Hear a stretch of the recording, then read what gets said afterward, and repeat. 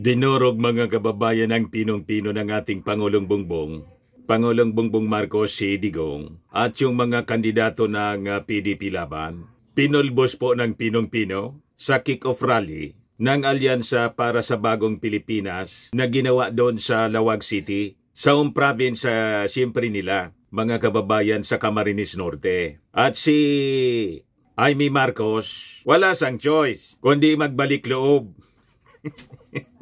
Nagising na siguro mga kababayan si Amy Marcos na talagang ijajang siya ng mga Marcos supporters, ng mga Marcos loyalists, pag hindi siya nagbalik loob sa kanyang ading na si Presidente Bongbong Marcos. Kaya nandun si Amy, tinaas ng ating Pangulong Bongbong Marcos yung kanyang kamay. Kasi una nang sinabi po ni Toby Chanco, Congressman Toby Chanco, na isasama pa rin nila sa slate, senatorial slate ng bagong alyansa ng Bagong Pilipinas si Amy Marcos. Kahit nung una, hindi po sumama si Amy. Sabi ni Amy Marcos, mag-i-independent na muna siya. Ituloy-tuloy po yung pagbulosok ng kanyang ratings. Hindi na po mapasok sa Magic 12. Although sa latest po, number 7 yata siya. Peligroso kasi po talaga ang mamangka sa dalawang ilog. Kahit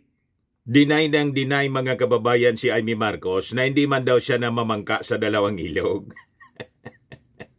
Pero iwan ko mga kababayan kung mapapatawad pa si Amy Marcos ng mga Marcos supporters. Pero pag na-realize na ni Amy na ang kanyang kaibigan mga kababayan na sinasabi, si Sara Duterte at ang dating Pangulong Digong ay sinusuka na siya. As evident mga kababayan doon sa latest press con ni Sara Duterte, tinanong ng media, ano niya ang masasabi po ninyo? Tanong kay Sara, doon sa naging pahayag ni Amy Marcos na isusupport kanya hanggang sa dulo. Sabi ni Sara Duterte, bakit? Ibig sabihin, duda siya. Sabi ko sa inyo, tingin ngayon ng mga Duterte, pati ni Sara, kay Amy Marcos, mangga. And Trojan horse, mga kababayan. Kaya no choice si Amy Marcos magbalik loob sa kanyang kapatid. Kasi naman po, sa totoo lang, blood is thicker than water. Lagi ko pong sinasabi sa inyo, ang magkakapatid, magkakadugo, kahit minsan may mga hindi pagkakaintindihan, pati sa politika, magkakadugo pa rin. Darating ang panahon na yung mga hindi pagkakaintindihan ay isasantabi po, lalo kung under siege na po ng kalaban. So we have to draw the line now. Drawing the line, whether you are with us or against us. Ganun lang po yun mga kababayan. Parang yung war on terror ng Amerika. O diba? O ngayon, balikan natin yung sinabi natin kanina na dinurog ng todo ng ating pinulbos na po si Digong ng ating Pangulong Bongbong Marcos. Talagang pinakita na ng kanyang pangil bilang tigre ng norte. Sabi nga dito sa amin, nangisog na. Tumapang yung ating Pangulong Bongbong Marcos, sabi niyan sa balita ng ABS-CBN, Marcos Jr.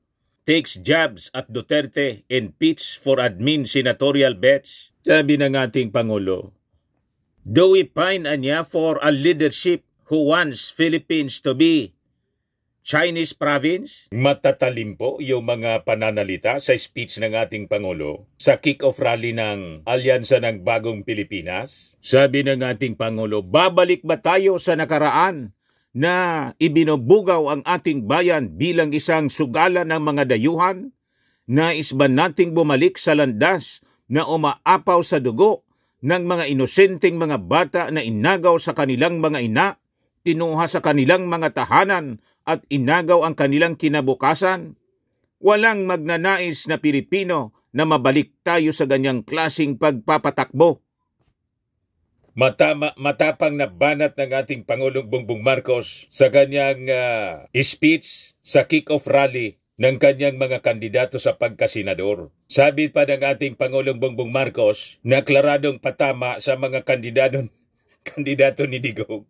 Nagtataka nga ako, parang yung mga iba na naging kandidato nag-deliver lang yata ng suka, inabigyan na ng Certificate of Candidacy dahil walang ikukumpara sa ating mga kandidato.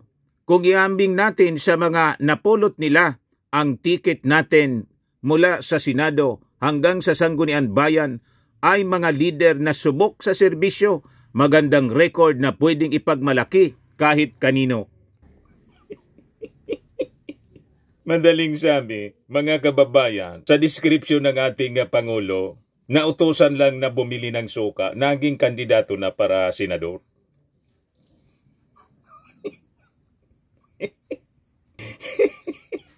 Ibig sabihin, wala mang karanasan sa serbisyo publiko. Wala na kasing makita. Walang gustong sumama na matitino na kandidato. Ang kampo ni Digong. Kaya ang kinuha po, kung sino-sino na lang, pinulot sa kung saan-saan na basurahan. Mga patapon. Ang kandidato, mga kababayan, sa pagkasenador, pati siguro sa mga local positions, yung mga patapon, birds of the same feather po. Yun ang ibig sabihin ng ating Pangulong Bongbong Marcos. Kung sino-sino na lang niya, pinatakbo. Wala na kasing gustong sumama. Sino ba naman ang gustong sumama sa kampo ng mga Duterte na sirang-sira na po? Kaya nga po pabulosok yung trust ratings ni Sara Duterte. Galing sa 90, naging 49 na lang. Nilampasan na po ni Martin Romualdez, 58 na si Martin. Matindi po yung description ng ating Pangulong Bongbong Marcos sa mga kandidato ng PDP laban. Sabi pa ng ating Pangulo, wala sa kanila, referring to bagong alyansa ng bagong Pilipinas candidates. Wala niya sa kanila ang pumapalakpak sa China at natutuwa.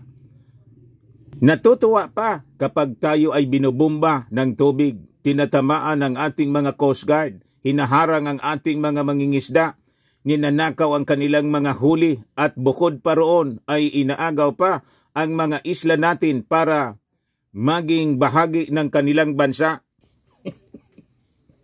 Ganon kabigat, mga kababayan, ang mga binitawang pananalita ng ating Pangulong Bongbong Marcos sa kick-off rally. Kasi ang gustong mangyari ng ating Pangulong Bongbong Marcos, 12-0 po. So kahit na po, yung kanyang ate, si Amy Marcos, dikit ng dikit sa mga Duterte, kay Sara Duterte. Bilang kapatid, ito magandang ugali ng ating Pangulong Bongbong Marcos. Hindi siya nagtanim ng sama ng loob. Sabi nga dito sa amin, kinawikaw pa rin. Pinabalik loob, mga kababayan, siguro kinausap ng ating Pangulo, o ate Anya, anong gusto mo? Kita mo yung ratings mo ngayon?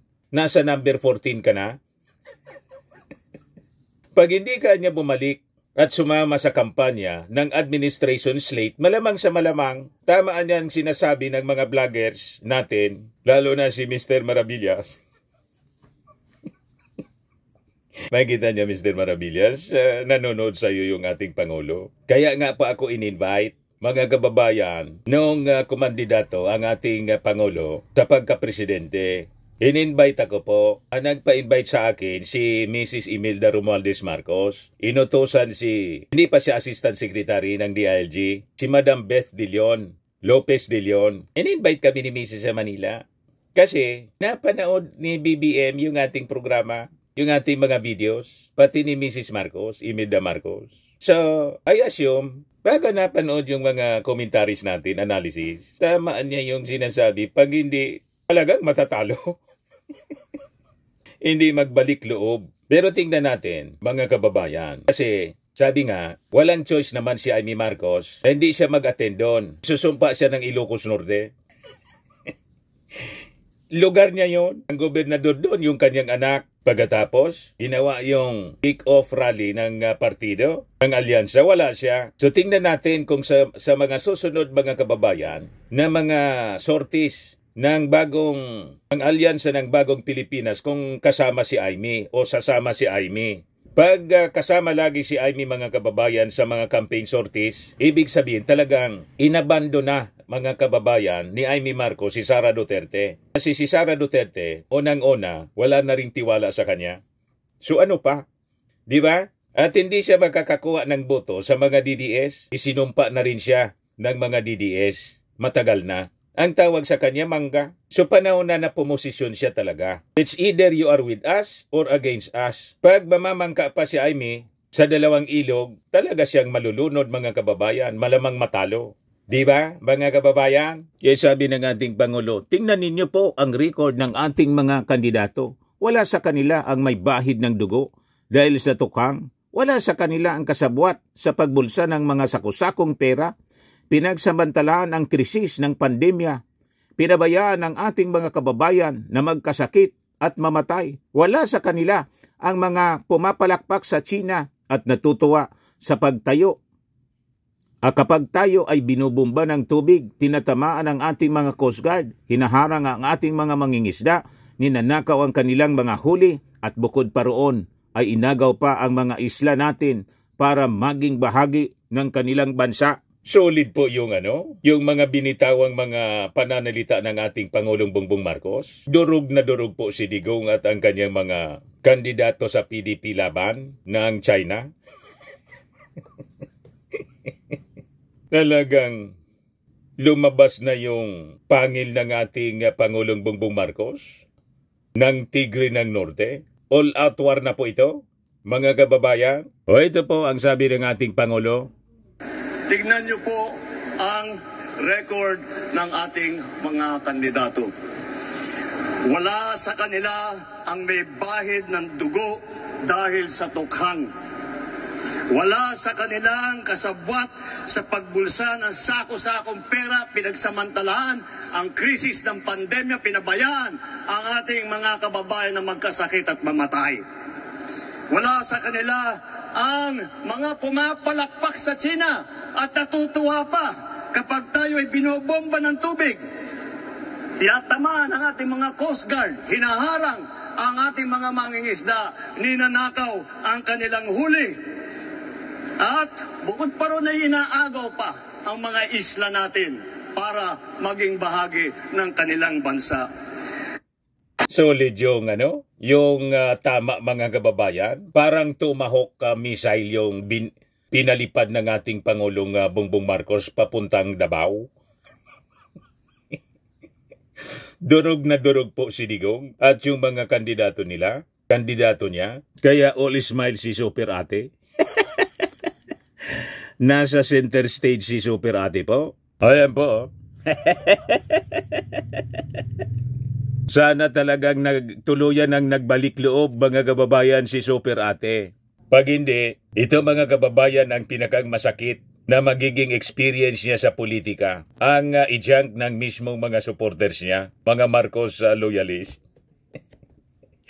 O diba? Pero hindi pa huli ang lahat. Magpakita siya ng prueba na talagang nagbalik loob na siya sa kanilang pamilya mismo. So, babantayan niya ng mga Marcos supporters ang mga pronouncement ni Aimee Marcos, lalo na ang issue sa impeachment mga kababayan, magiging major issue sa politika, sa kampanya. Sigurado po yun. Kaya nga po, imbis simulan agad ang impeachment trial, tama na pinili ni Senate President Chis Escudero na simulan ang impeachment trial after SONA na daw para tutok na tutok sa kampanya mga kababayan at talakayan sa mga napakahalagang issue affecting our country, lalo na po itong issue sa korupsyon, sa national security, sa ekonomiya ng ating bansa at ang pagbabanta ng destabilisasyon ng kampo ng mga Duterte sa ating administration. So matututukan na masyado. It will be a major issue mga kababayan sa kampanya ng mga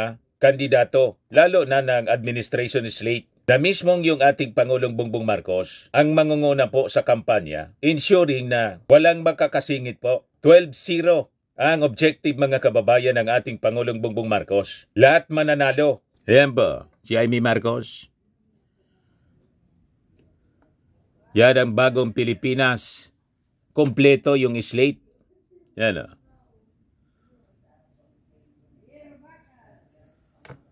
Si Abalos, si Abby Binay, si Bong Revilla, si Pia Cayetano, si Tito Sen, si Tol Tolentino, si Erwin Tulfo, si Ping Lacson, si Manny Pacquiao, si Lito Lapid, ayan, si Amy Marcos. O ngayon, panoorin natin mga kababayan yung full speech ng ating Pangulong Bongbong Marcos sa kick-off rally sa Lawag City. Yan po mga kababayan, sa coverage ng RTVM. Kailyan, kailugamos, kagayem ken kakabsat na imbag nga malemyo amin.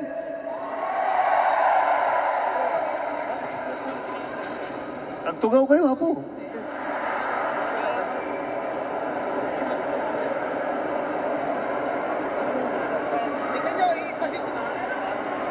Parang mahirap makapaniwala na nandito na naman tayo sa kampanya.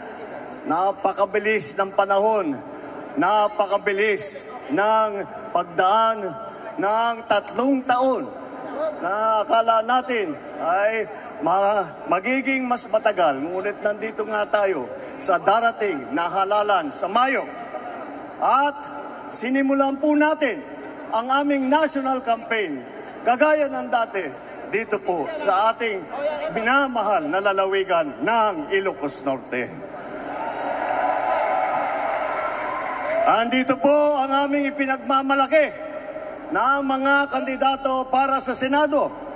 Ngunit, bagamat nakatuon ang pansin natin sa ating mga kandidato para sa Senado, huwag po natin kaligtaan ang halos 18,200 na local executive na ating ihahalal sa Mayo. Nabanggit ko po ito dahil may pagmamalaki ng alyansa na kami lang ang may kumpletong ticket mula sa senador hanggang sa sangguniang bayan ng pinakamaliit na bayan ng buong Pilipinas. At hindi pangkaraniwan ang mga aming kandidato. Hindi po kagaya ng mga nakikita natin sa mga iba't ibang partido. Hirap na hirap makakuha ng kanilang mga miyembro. Ang aming pong ipinagmamalaki at pinaglalaban ay subok na at matagal nang nagseserbisyo sa publiko. Hindi po ay naaawa rin po kuminsan sa ating mga katunggali dahil nagmamakaawa para makakuha ng mga malalakas at magagaling na kandidato. Di tulad ng iba, karampot lang ang kandidato. Dito buo kami, hindi lamang sa numero, ngunit buo ang loob para ipaglaban ang kapakanan ng bawat Pilipino at ang buong Pilipinas.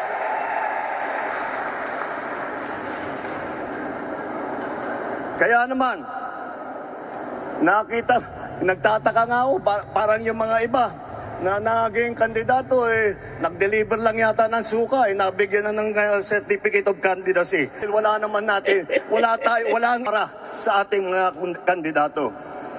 Kung ihahambing natin sa mga napulot nila, ang ticket natin talaga mula sa Senado hanggang Sangguniang Bayan ay mga lider na subok sa serbisyo. Tinulot lang. Magandang record na pwedeng ipagmalaki kahit kanino.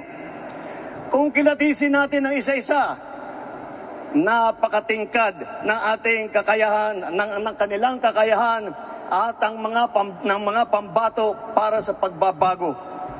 At kapag pinagsama kagaya nito na nangyari dito sa alyansa, ay lalong nakaka-impress ang kanilang pinagsamang lakas at galing.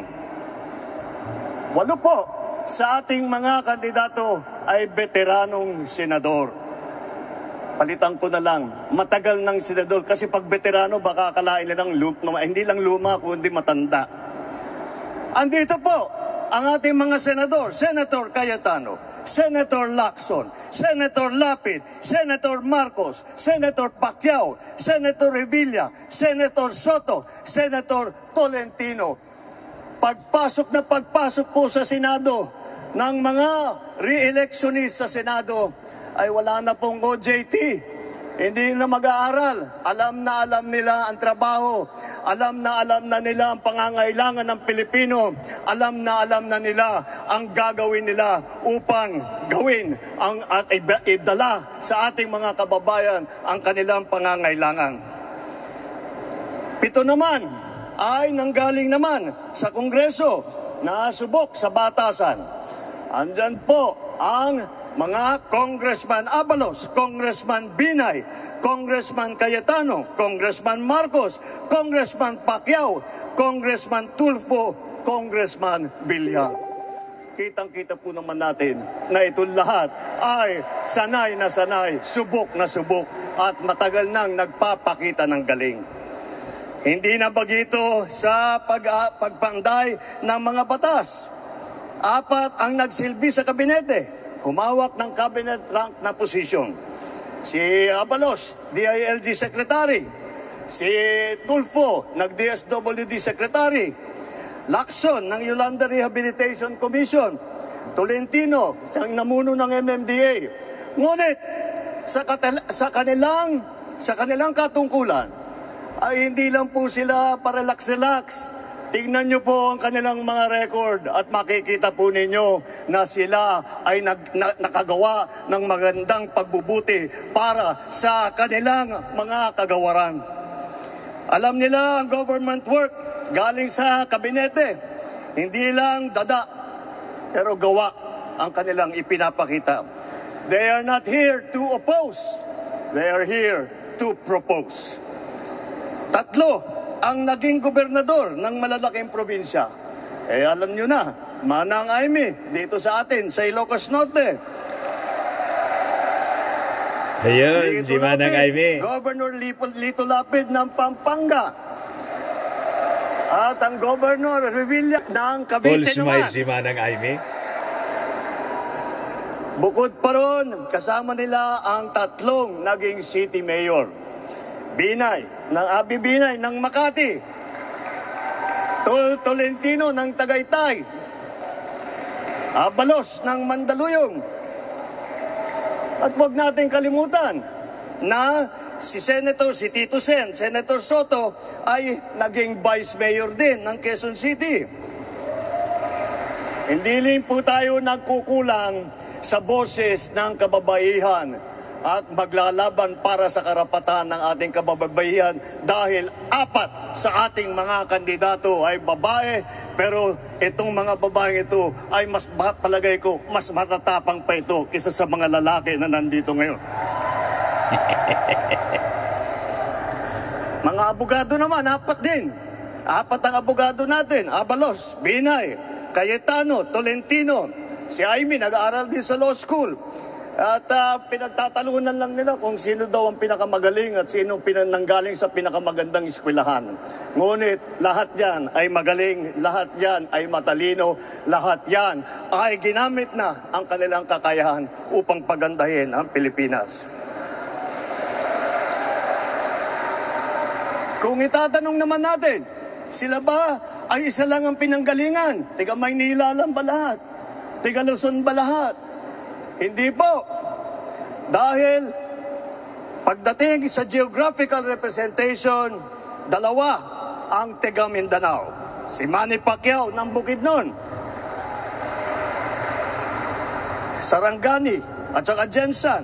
Si Erwin naman, lumaki sa Davao Oriental, sa Sulu, mga probinsya kung saan nadestino ang kanyang bayaning ama.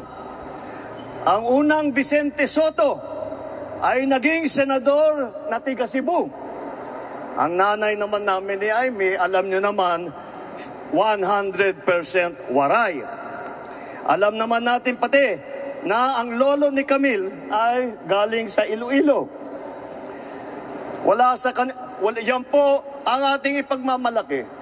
Dahil po nauunawaan nila hindi lamang ang mga problema na hinaharap na nasyonal, hindi lang ang mga problema sa taas, sa Senado, ngunit lahat po sila ay may karanasan sa local government, may karanasan sila sa executive. Lahat po sila ay nakapagpakita na ng kanilang kakayahan. Kaya't po ay kayang-kaya naming maipagmalaki. Bukod po dyan, tignan niyo po ang record ng ating mga kandidato. Wala sa kanila ang may bahid ng dugo dahil sa tukhang. Wala sa kanilang sa pagbulsa ng sako-sakong pera, pinagsamantalahan ang krisis ng pandemya, ang ating mga kababayan na magkasakit at mamatay. Wala sa kanila ang mga pumapalakpak sa China at natutuwa pa kapag tayo ay binobomba ng tubig. Tamaan ang ating mga Coast Guard, hinaharang ang aming isda, ninanakaw ang kanilang huli. At bukod pa ron ay inaagaw pa ang mga isla natin para maging bahagi ng kanilang bansa. Wala po sa kanila ang tilang sakristan ng isang bulaang propeta na nasasakdal dahil sa ating kabataan at sa ating kababaihan.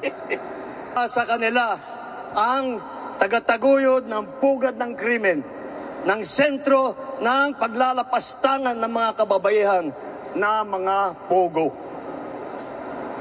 Tayo ngayon ay nasa sangandaan ng ating paglalakbay bilang isang malayang bansa. Bilang isang sambayanang may dangal, may sipag at may talino. Tayo ba ay papayag na babalik sa panahon kung kailan gusto ng ating mga liderato maging probinsya tayo ng China? Babalik ba tayo sa nakaraan na ibinub ang ating bayan bilang isang sugalan ng mga dayuhan? Nais ba natin bumalik sa landas na umaapaw sa dugo ng mga inosenteng mga bata na inagaw sa kanilang mga anak, mga ina, kinuha sa kanilang mga tahanan at inagaw ang kinabukasan? Walang nagnanais na Pilipino na mabalik tayo sa ganyang klaseng pagpatakbo. Kaya naman, makakatiyak po kayo na kapag ang ating mga kandidato ay naluklok sa Senado at sila ay nagsimula ng kanilang trabaho, asahan po ninyo na sila po ay hindi makikihalo, hindi makikilahok sa ganyang bagay na ating iniwanan na at naayaw balikan. Ito po ang aming ipinagmamalaki. Ito po ang ating mga kandidato para ng alyansa para sa bagong Pilipinas. Ito po ang hinaharap namin sa inyo, ang pinakamagagaling na Pilipino, pinakamasipag na nagsiservisyo publiko, at ang buong buhay nila ay itinaya nila hindi lamang para sa kapakanan ng kanilang mga sarili, kung hindi po para sa inyo, para sa taong bayan, para sa Pilipino, at para sa Pilipinas.